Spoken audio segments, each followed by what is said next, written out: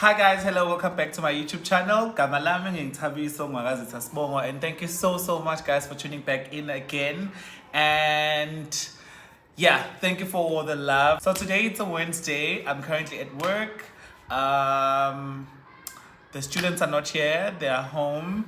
They're going home now. Actually, it's like 1 p.m. They're gonna go home. On Wednesdays, like they have like a half day because they need to rest.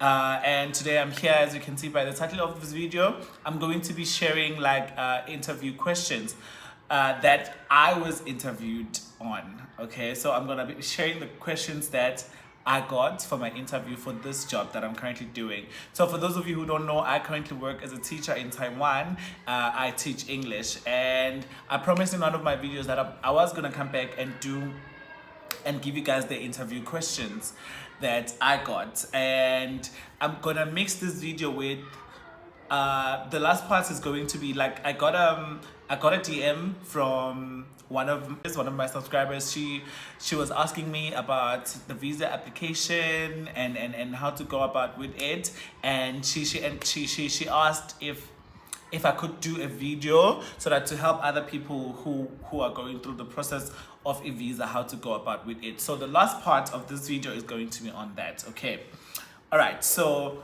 let's not waste any time. I'm gonna get straight to it. I wrote the questions down, okay? So I'm gonna be looking up and down. All right, so the first question I got was, how would you describe your personality in 3 words? Okay, so here guys, like as I told you on the previous video that you must align what they're asking you with your job, okay? So when you describe your personality, please, they're not interested in you going blah blah blah. Please just make sure that you align your personality to teaching, right? For instance, maybe you can say, let's describe your personality in 3 words. What did I say? I don't even remember what I said, but I think I said that I am a patient person, number 1. Because I feel like as an English teacher and you're going to be teaching people who don't know the language, you need to have patience. So I believe that I'm a patient person, and then I'm outgoing, always trying to find new ways to go about with this life. So I don't even remember, but you know, like just personality should always align with teaching, you know? I know this is just your personal life, but remember, these people, you're trying to impress them. So yeah. And then they were like, please tell us 3 characteristics you think a good language teacher should have. So you are going to be speaking to students. So number 1, I feel like you can still add on the patience. Like number 1, you must be a patient person. You must be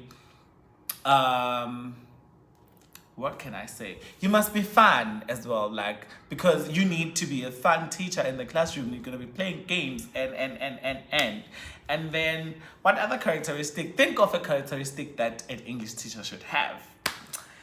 And then they asked me what makes you qualified as an English teacher. So I did my interview like in February. This was like when February was 8 months ago. So I don't remember what I said, but whatever I said landed me the job. So guys, you just try. Now I'm giving you the questions, you prepare, okay? If you're still about to do the interview, just go and prepare. And then they asked me what makes you qualified as an English teacher.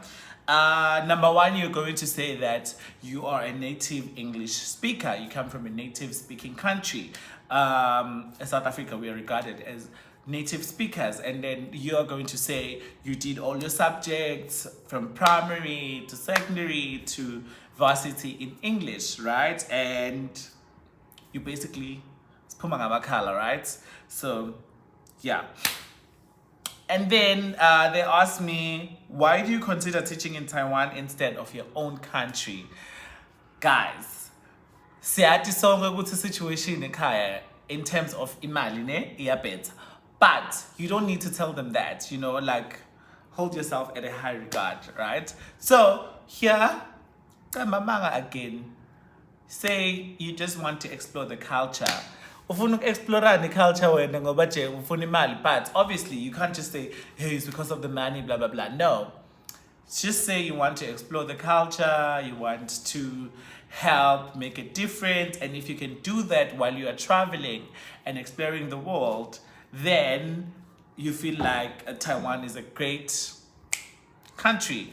And then you're going to mention that so currently Taiwan is like it's rated as the second safest country in the world. So you can also mention that you also like the fact that it's so safe in Taiwan. You can live your life, you can go out, and you can do so many things without worrying about your safety. And then you can also mention that you just want to travel. You know, you want to travel, and on the traveling, you still want to make a difference. So if you can still teach while traveling, that is good. And then, yeah, you can mention that you want to learn the language, and so just speak highly of the country. Speak highly of the country, okay? And then another question they may ask is, what else do you think you can provide to the school other than teaching English to the students? So, here guys, we are that when I will dlali netball if you're a girl, I will dlali bowler if you're a boy. But just say, like, another thing that you can, okay, on my interview I said that, so at the school that I was currently working at, I was a debate coach, right? Not necessarily coach, but I was helping the coach with the club, right? So I said that this is something that I can do. I can help the student with public speaking contest and. So you can also say you can help them with like sports, like the activities of sports that they have in the club in the club. So whatever that you're good at, you can just mention it here. That's okay. I can help them with 1, 2, and 3. This is something else that I can provide, you know, other than teaching English. And then how do you usually motivate your students? They might ask you that question. So what you can normally do is you give rewards to the students, right? Candy, cookies, anything. And also you do mention when they do something great, like you point it out. Oh, that's really great. Well done. Good, you know. So you reward students. And then they're going to ask you, what is your teaching style or teaching technique? Oh my god, I don't even remember this. Oh, I said that my teaching style, I remember. I said my teaching style is I mentioned something about learner-centered, that it's always going to be around the learner. So I want to see the learner participating in class, blah, blah, blah. So you think of what your teaching style is, okay? And then they might also ask you, what would you teach a class? Okay, how would you teach a class with students at different levels? What would you do for students who are in lower level and in higher levels? Okay, so here guys, like you're dealing with lower level and high level students. So in the classroom, you must make sure that you have content that is suitable for both the learners. That is not too hard for the lower levels, and it's not too easy for the high level students because they might find the lesson to be boring. What you can also do is that you have activities whereby you're going to group the lower level and the high level students together in a group so that they can help each other. Sometimes you can even pose the question in the classroom, and then you are going to ask the high level students to repeat what you just said, to explain to the other students in the classroom. So that could be how you can also include the lower level and the high level students. So you have sets of questions for the high level students, you also have the ones for lowest level students, but you also try to make sure in the classroom that nobody feels like they are better than the other. So the lower levels must not be made to feel inferior in the classroom, okay? So yeah. And then they say if you have 30 students in your class, how do you give all the students a chance to listen and speak in English? Guys, I don't know what I said here. I don't remember. But guys, if you're watching this video and you have an idea how you could give 30 students in a class a chance to listen and speak, if you're already teaching in Taiwan, please do advise down on the comment section. And yeah, but also now we're just, if you qabanga, right? And ask around. Watch more YouTube videos on interview questions. And then it's another question they'll ask you is, what will you do if students are noisy and don't participate in class? Guys, abantwana balana like bayatitshela like and the teachers allow them to not do sometimes, like in your classroom they just want to see how you're gonna act. So if a learner is gonna say no, I don't want to do that, like the teacher will just look at you and you must figure out what you're gonna do. So what I do, okay, what I said was learners will get strikes. Each learner will get a strike, so maybe 3 strikes. If you get 3 strikes, you get a punishment, right? So sometimes you can buy stickers, like you can buy stickers and paste on their textbook, but if one makes noise, you remove that sticker on their textbook. So you know these kids like love rewards. So even if you could just give them a star, once you remove it, we'll and want to listen to you. And then they'll make sure that they do what you are telling them, right? And then okay, another one, it says, what would you do for students with disabilities in the classroom? So okay, we do teach learners, like we do have, I think I have about 3 students who have disabilities, who are disabled, right? And what you do is you always you make sure in the classroom they don't feel like their disability is who they are. So in the classroom, you're always gonna make sure that everybody treats them with respect, and they treat them like all the other kids. You as a teacher as well, you treat them like all the other kids.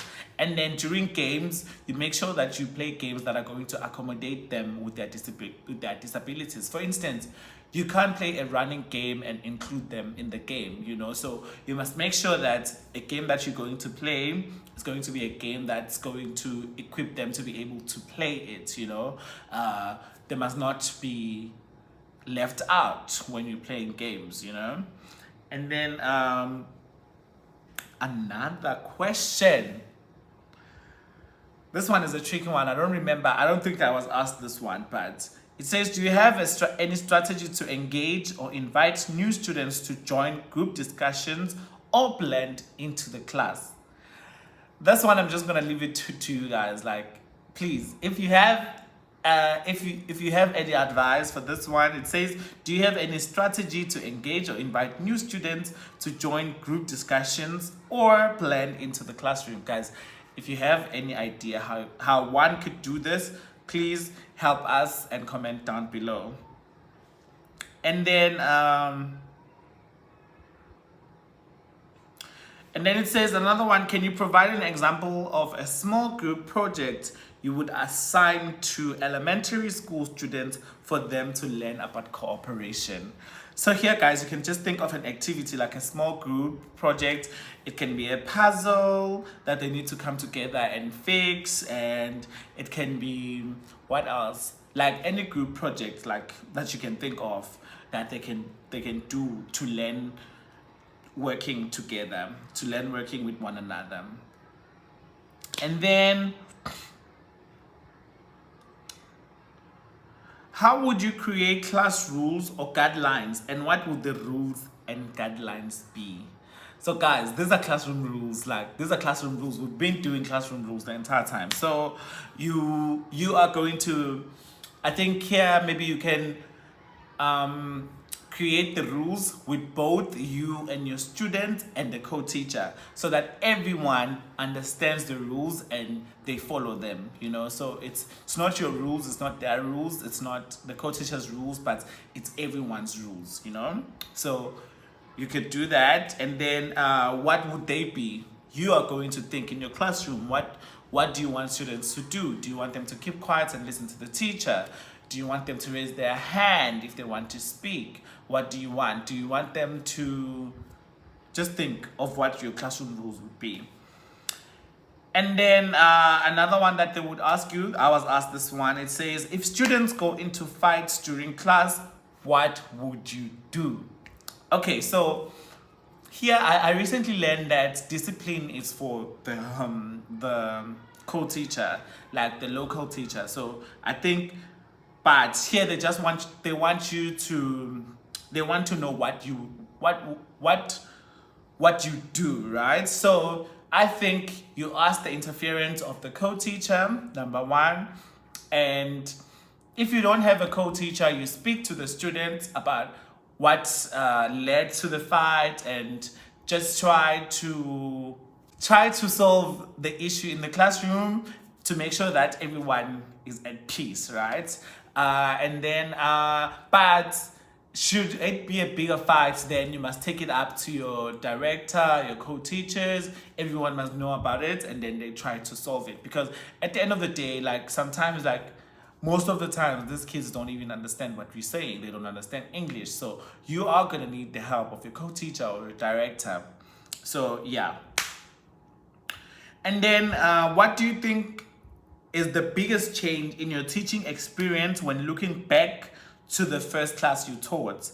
So I said for me was my confidence. Like I first taught when I was doing my practicals, and I was not sure how the kids were going to receive me, because I was 19, they were 18.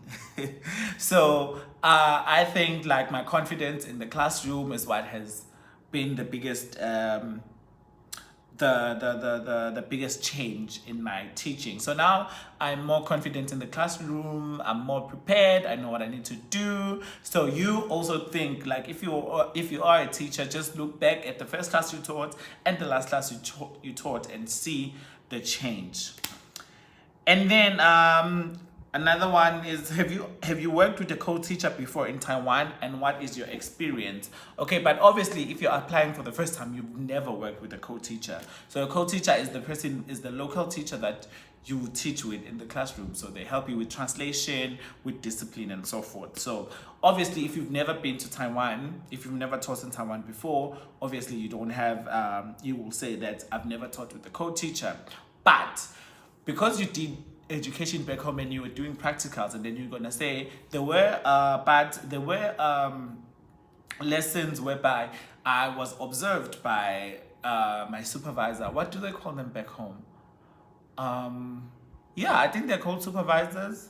Mentor, yes, mentor teacher back home, and we worked together very well. We were able to plan for classes together, and they were able to guide me. So you can give that experience. And then, but if you've worked with a co-teacher, please don't badmouth them. You know, if you've worked with a co-teacher, don't badmouth them, because at the end of the day, you're trying to get this job, you know, so you're trying to speak highly of other people so that they can see that you are also a good person, you know.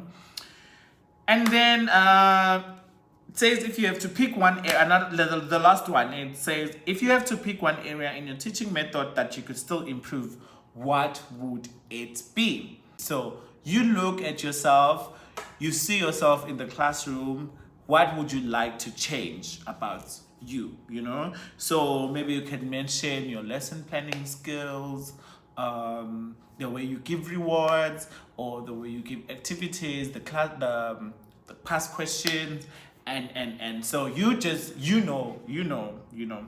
And so yeah, guys, those were the 18 questions that they might ask you. So they might just pick 10 or 12 from these questions. Please familiarize yourself, practice, gain confidence, and you can do it. Okay, so now you have done the interview. You've done the interview, you wait for like 2-3 weeks or a month for them to get back to you, and they finally get back to you with your work permit to say congratulations, you've been accepted, blah, blah, blah, to the program. Here's your work permit. You need to go to the embassy now to apply for the visa. So where you can apply for the visa, currently you can apply for them at 2 places. You can apply at Cape Town. If you are closer to Cape Town, you can go to Cape Town. And in Pretoria, I think Hatfield. In Pretoria and Hatfield, they have the liaison office there, Taipei liaison office. Very close to I went there, so it's very close to the Gautrain station. I think like a 30 minutes walk from the Gautrain station. So you can just go there. But before you go there, you need to book an appointment. So you're gonna go online, search for Taipei liaison office, and then you're gonna get their email address, and then you're gonna email them to say, hi, my name is blah blah blah, I'd like to apply for a visa, can I please book an appointment? And then they're gonna get back to you and tell you of the date and the time. They're very organized, they're gonna tell you of the date and the time. Like, you don't just walk in, right? So I'm guessing it's the same thing happens with the one in Cape Town as well. You book first and then you go and do it. And then what you are going to do is, so they're going to need a 3-month bank statement, and then they're going to need a flight booking, right? Like, they're going to see that you've booked your flight. But obviously, if they're going to need your 3-month bank statement, they want to see if you have money on your account, if you're not going to be stranded in the country that you're going to. So what you can do is, le mali le botoyisebenzisa to book for your flight, you keep it on your bank statement, you print out that bank statement, right? You print out that bank statement before you even book for the flight. But another thing that you can do, if you're not sure when exactly you'll be flying out, you can contact Flight Center. You can even go to I went to Ilanga Mall back home in Nelspruit. They have like an office at the mall. I went there and I was like, guys, I need an itinerary. So this is it shows you like your flight details, like, right? Like, to say, okay, you're going to be flying on this day. It has your details and everything. You can produce that one at the embassy, and then you pay for it like 300 rands. I think it's 300 rands is at Flight Center. So you can find any other agency that can give you an itinerary. You're gonna tell them, I'm going to Taiwan on this day. Can I please have an itinerary? So they're gonna look for a flight for you and do everything for you. And then you can take that. They will accept it at the embassy. Okay? Like, so please, guys, get it right. Bank statement with the money that you're going to book your flight, print it out, get an itinerary. If you're not sure of the date, you attach it to your application form. Off you go to the embassy. Okay, another thing that you can do, you can ask for, like, there's people who help, like agencies there's people who help with the application, with the visa applications. But the problem with them is that they're expensive. I remember when I was trying to find out, the guy charged me like 4,000, and I was like, ain't no way I'm gonna pay for that. So I just took a taxi from my place to Pretoria, which was very close. And then I did the application. But because my contract was only 3 months when I came here, I was only given like a visitor's visa, which was for like 60 days, I think. I think they gave me 60 days. The visitor's visa, they gave me 30 days, and it was free. So you don't have to pay for the visitor's visa. And then if you want the residence visa, like the one that's going to allow you to work here, it costs 1,000 and some change, 1,040 or something like that. I'm not sure of the price, but it's not more than 1,200. That's what I know. So if you feel like you can travel to Pretoria and you can pay that 1,000, then good for you. You can do that instead of paying the 4,000 or the 3,500 for an agent. So you can just do it yourself. And then if you feel like you are also closer to Cape Town, you can also do that. But if you feel like you're gonna spend so much money traveling, then you might as well try to get an agent, but also just try to verify if your agent is trustworthy, because there's so many scammers out there. So please just try and make sure that these people, you have reviews from other people and they can be trusted. So yeah, guys, this was me with interview questions for ESL jobs in Taiwan if you want to work for the government. So remember, I was interviewed by Teach Taiwan. So if you also have an interview with Teach Taiwan, please, this maybe are some of the questions that you can expect. And then also that's how you can go about with getting your visa application. So thank you guys. Thank you so much for watching up until this end. See you on the next video. Bye.